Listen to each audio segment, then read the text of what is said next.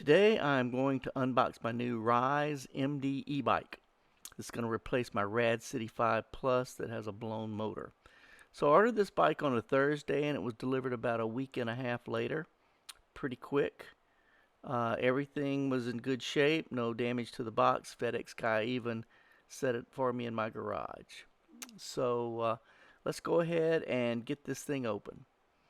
So with any of these direct shipped e-bikes, it's a good idea to review the how-to videos from the company before you start tearing things up. So we'll get these straps off, and everything looks in good shape. Doesn't seem to be any damage during shipping. Not too difficult to get the box open. It's just secured by a few staples. Get this top layer of foam off, and there's this box on top. So let's get that out.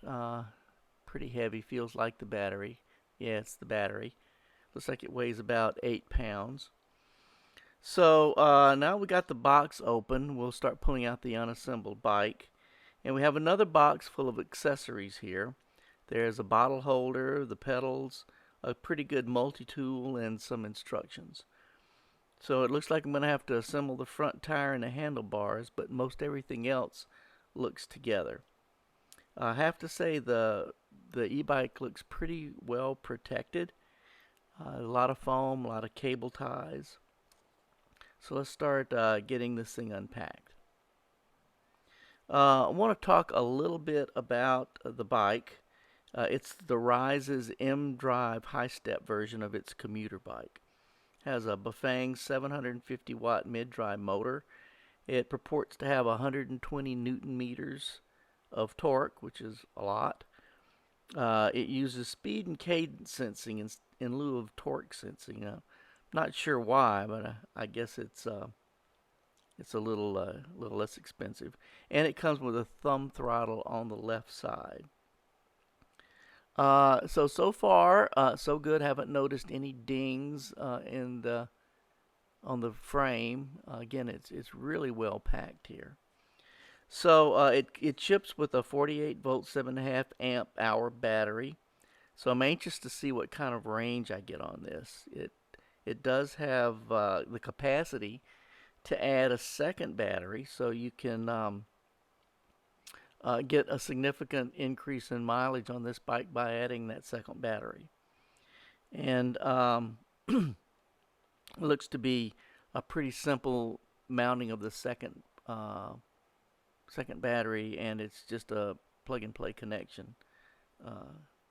It's got Sun Tour front shocks. I think it's 100 millimeters of travel. And it comes with a flat, low-rise handlebar. Looks to be about 28 inches, 700 some odd millimeters long. I'm probably going to replace that because my arms really aren't that long, and I don't think I'll be able to get it pulled back far enough to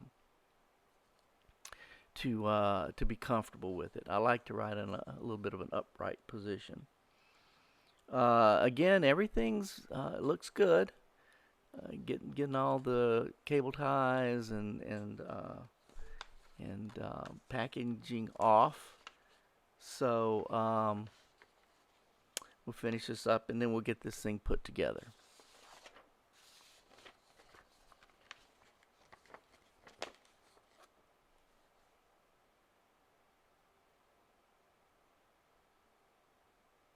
So here's what it looks like finished.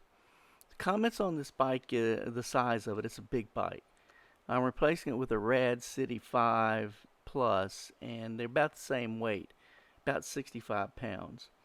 So the motor being in the middle makes it a little easier to lift up on a car rack, but it's still a pretty hefty bike. Now I have made a few changes since I put it together. First thing I did was replace this seat, the saddle, because while it claims it has gel in it, it's quite hard. So I opted to put a more comfortable seat on it, and I'll put what I use in the description. Again, not recommending it, just what works for me.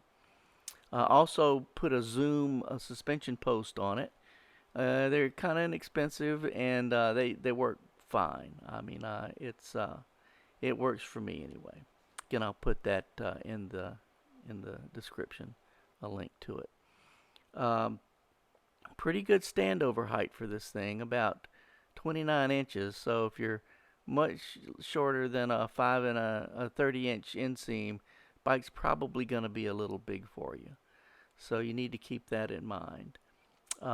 And while it says it's 39 inches, 29 inches, it is until you put 50 pounds of air in the tires, and then it gets really close to 30 inches.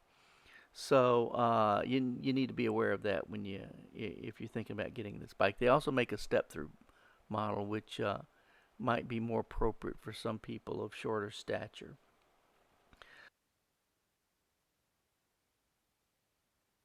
The next thing I did is I replaced the left-hand side thumb throttle. First of all, as an old dirt bike rider, any throttle on the left is an offense against nature. There's not a lot of real estate on these handlebars, and I don't have the largest hand, so I couldn't find a comfortable place for the throttle. So I replaced it with this twist throttle on the right. In my opinion, it's a safer configuration as you can get to the throttle without changing your hand position on the handlebars. And in my case, anyway, it's a more natural placement. And it is plug and play. Then I also added rear mount or bar mount mirrors, rear view mirror, which took up some real estate and made the throttle difficult to get to. So I'm not a fan of these end cap type mirrors. So I mounted the handlebar mount mirror, and then I moved the brakes and control over a little bit to get uh, just a better location so that I can reach it better. Put my cell phone mount next to the center display. And I think I'm going to have to get a better bell. I can't seem to find the right place for the one on here. I also added a top tube mounted water bottle holder. The one that comes with it is mounted on the seat post, and I just found it hard to get to. And I like to use these hydro flask type bottles, and they're just a little bigger. They hold more water, and in this particular position, it's easier for me to get in and out. As you can see, this one has a few battle scars, but I find them very durable, uh, and they keep your water cool. And it doesn't seem to interfere with my knees. So I did have one issue when the bike came in, and that was the headlight was busted. So a couple of emails to Rize support with a few pictures of the issue, and they mailed a new one out right away. I got it within a week. So they no problem with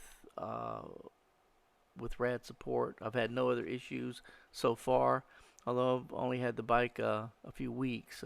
Had out a few times, and no problem. Again, it was plug and play. They had a little bit better headlight actually than the one that came with it. So all good with Rize support.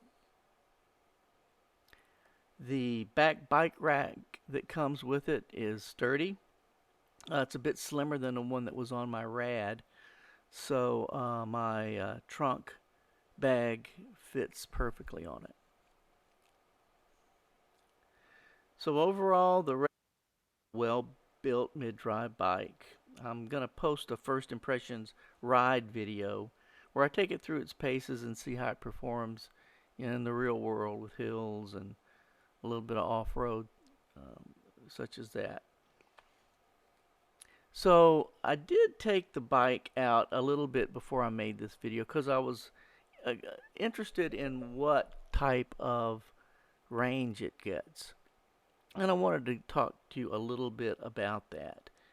And so on the checkout ride, basically it was in a very hilly area, my subdivision and everything, and not much wind, but I weigh about 155 pounds, and I stayed in pedal assist 1 and 2 with the analog gears 3 and 4.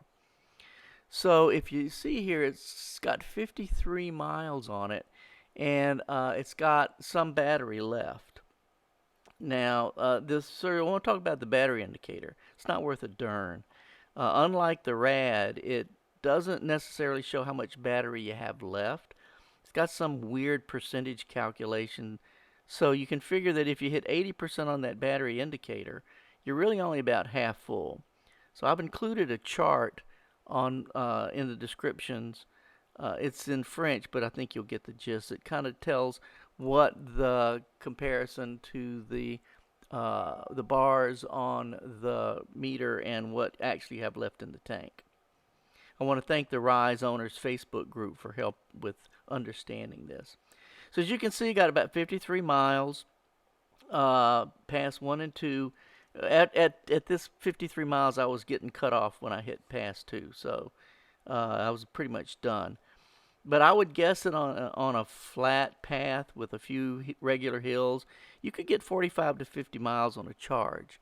And this thing has a second battery you can add to it, so you could probably get 90 to 100 miles on it with both batteries, which would take you the length of the Georgia Silver Comet Trail, which is about 90 miles, runs from Atlanta to Anniston, Alabama. So, final thoughts. It's well packaged. It was easy to assemble. Seems to be well built and sturdy. I made a few upgrades to make it mine, but most of the components seem to be at least mid-grade. Most of them were better than the Rad, and so it's so far so good. I'm gonna have to get used to the mid-drive pedaling, but we'll talk about that on the first impressions ride. So I'm gonna post that, and I'm gonna take it on asphalt, take it up some hills, do some turns on it, go off-road, and see just how it really performs. So anyway, if you like my videos, please subscribe, and thanks for watching.